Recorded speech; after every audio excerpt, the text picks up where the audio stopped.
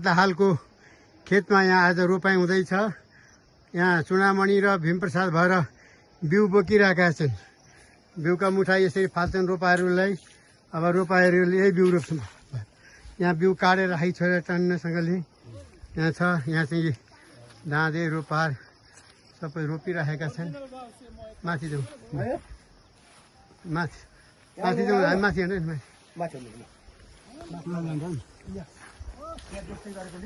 यहाँ खेत यस्तो अत्यन्तै धान फल्ने खेत, एकदम उर्वर खेत। यहाँ यस्तो छ, बिउ काटेर राखेका छन्।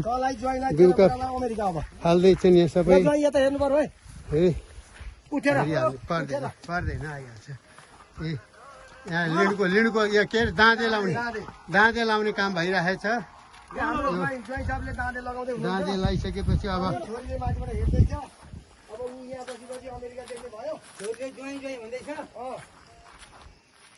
छोरीले ज्वाइँ ज्वाइँ भन्छ, ज्वाइँले छोरी छोरी भन्दैछ।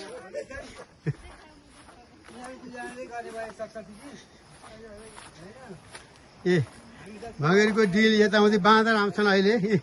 खेत रोपेर यस्तो बनाएको छ। यहाँ बाँदरहरू आएर बाँदरले पनि दुःख दिन्छन्। यहाँ चाहिँ यो भूमिमा बाँदरको चौपट छ। बाँदरको योभन्दा माथि होइन, यहाँबाट आउनुहोस्, यहीँबाट जाउँ। यहीँबाट होला, यहाँबाट कि माथिल्लोबाट? यहाँ पनि पानी। यहाँबाट हामी आली आली हिँड्दैछौँ।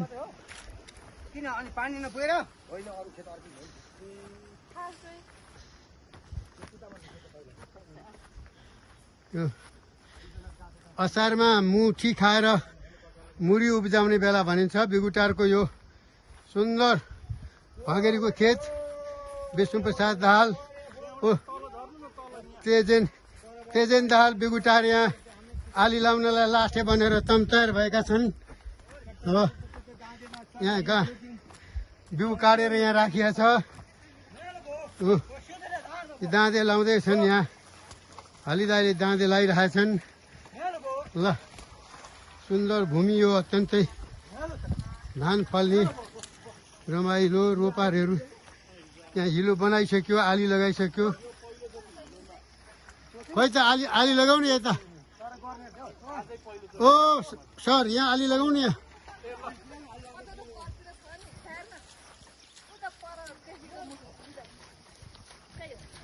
रोपारहरू गफ गरी मस्की हाँस्दै रोपिरहेछन्। धान चाहिँ कति फलाउने उनको नि फुर्ती चाहिँ निकै गरिरहेछन्। ए ल अरे है, हाम्रो तेजेन दाहाल बेगुटारे आली लगाइरहेछन्, रोपाइँ गर्दैछन्। मुठी खाएर मुरी उब्जाउने बेला असारमा कृषकहरू सानो भाइले पनि भ्यूको मुठा बोकेर ल्याएर सहयोग गरिरहेछन्। यस्तो सुन्दर दृश्य छ। यहाँ हाम्रो भीमप्रसाद चुनामणि पनि रोपाइँ हेर्न आएका छन् आज। कति सुन्दर दृश्य छ। ल भँगेरी यो हाम्रो घर पौडेलहरूको घर यही भँगेरीको सिरानमा थियो। भँगेरी सिरान भन्छन्। सिरानमा सिकारीको स्थान, संसारीको थान, देवीहरूको स्थान थिए। त्यही स्थानमा चाहिँ ल बिउ लिएर धान रोपिरहेका छन्।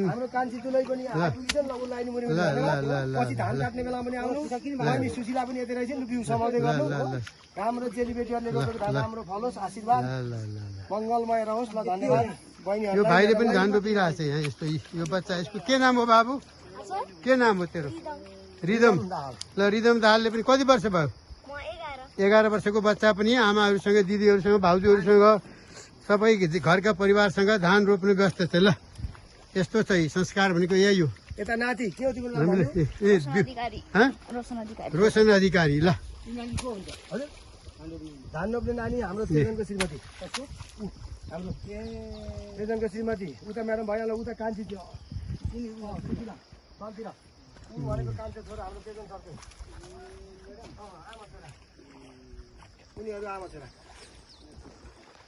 ल ल ल सुन्दर दृश्य छ। ल हामीले छायाङ्कन गरौँ। पाहाडी पनि रोप्यो, बर्कर यहाँ पनि रोपेर आएको।